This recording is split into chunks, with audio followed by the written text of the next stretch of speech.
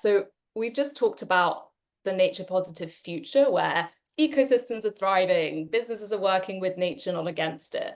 But it can be pretty abstract, and getting to this future is incredibly hard.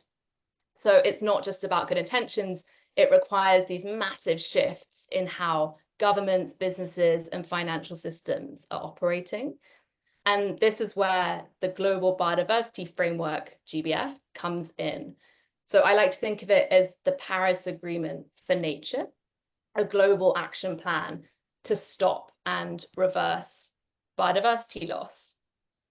And I can go into some of the goals if that's interesting too, but that's Yeah, what are those primary goals of the framework? Yeah, of course. So there are these two big milestones, right? 2030, 2050.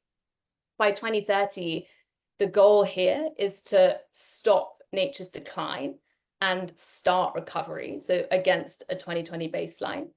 And then for 2050, this is getting at the recovery aspect. So the goal here is to fully restore ecosystems, species, and nature's ability to sustain economies and communities.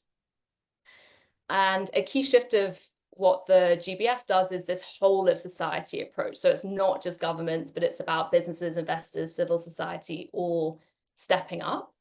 And within these two buckets, the 2030 and the 2050 goal, the GBF then breaks it down into different targets. So for 2030, there are 23 very actionable, measurable targets, including things you might have heard of, right? Like the conserving 30% of land and ocean, or redirecting a certain volume of capital away from harmful subsidies.